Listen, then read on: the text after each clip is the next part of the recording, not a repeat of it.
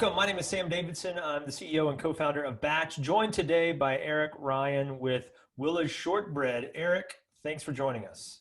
Hey, my pleasure, Sam. Always a good time to talk to you. Well, listen, first of all, I got to know, who is Willa? Willa is my sister-in-law's mother-in-law. For those uninitiated or north of the Mason-Dixon line, that's my wife's sister's husband's mother. Wife, sister's husband's mother. And then how did she get the honor of being your company namesake on getting her name on every single box of cookies here? She actually started the company out of her home kitchen in Hendersonville, North Carolina in the mid-'70s. Just as she had the shortbread recipe and needed a dessert for a function at their country club and did the shortbread. And it was a traditional shortbread at that time. So she did that and people went, hey, this is really good. So she started baking it and doing it in local markets, and people were like, hey, this is really good. You ought to think about doing this. She said, well, I'm not doing these regular shortbread like that. So she switched over and started doing the cookies, which is the exact same ones we're doing to this day. And the rest, as they say, is history. She and her husband had it for, almost 30 years. And then in 2006, she decided to hang up her apron, and my wife and I and Willa's son and his wife, who is my wife's sister. There we go. Now we got the tie all back together. We took it over, packed it up, and moved everything over here to Nashville. And here we are 14, almost 15 years later.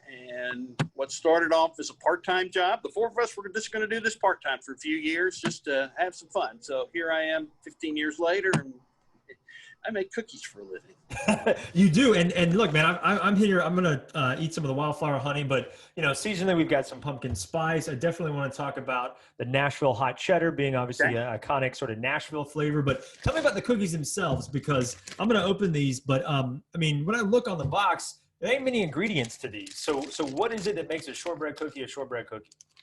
Well, they're all natural, and to focus on what we do. These are all natural. We don't use any preservatives, no artificial flavoring. The flour is unbleached, unbromated, whatever that is, and unenriched. So the ingredients are flour, the ingredients on the flour is wheat, period. That's it. Pure cane sugar and only butter. So, we keep it just as simple as possible. The one you're doing right there is our Tennessee Wildflower Honey, which is actually our best seller. And to our basic classic shortbread recipe, we add local wildflower honey that we get from the beekeeper who's about 2 miles that way. Not too far at all. Excellent. And then that way, similar to the hot cheddar, then you're using a locally blended spice or something that's authentically Nashville? Yeah, that's in fact, it says on the label that's J.M. Thomason down in he just moved from Franklin, and they're in somewhere way out in the country now, Mount Pleasant. But and so we really liked his spice blend, and looking for something very Nashville-y. So that is the actual spice blend from Nashville hot chicken. So well, I know, and you've got that. You've got Tennessee whiskey. Obviously, you've done some combinations with jam. I've had a blackberry jam flavor. Where do you get the flavor ideas? Are they endless? How many you got now? What are we up to? What are the big plans? Tell me more about all these different flavor profiles you're able to create there. Well, the good thing about the classic shortbread is that it's very receptive to flavors, because by itself, the original traditional still, it's fantastic. When you try it, you go, wow, that's so simple but so good. But the good thing is, like you're trying the honey there. Yeah. All we add is the honey, and you can say, wow, I taste honey. We've done the same thing. You mentioned the blackberry jam. We do an apple butter.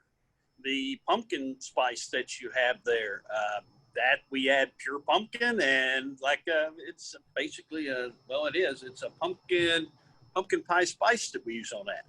Yeah. And just absolutely fantastic. Ideas, they all come from here. I am under strict orders that I cannot add any more flavors until I drop flavors, though, because I can go crazy with it. This year I have plans to do a coffee or mocha or both, and this is 2020, so no, that's not happening. Nothing. No, we stay basic. We don't touch anything right now. So tell me a little bit more about that. What has 2020 been like for you ever since the springtime and this pandemic set in? Well, at first it was panic because when everybody was shutting down, we didn't know. Part of our core business at that time, even with you guys, brick and mortar stores, gourmet specialty shops. That's the core of our business. It has been for years. Plus, like high-end hotels, the Opryland Hotel here in Nashville, Renaissance Hotel. These are people that were buying a lot of product to do.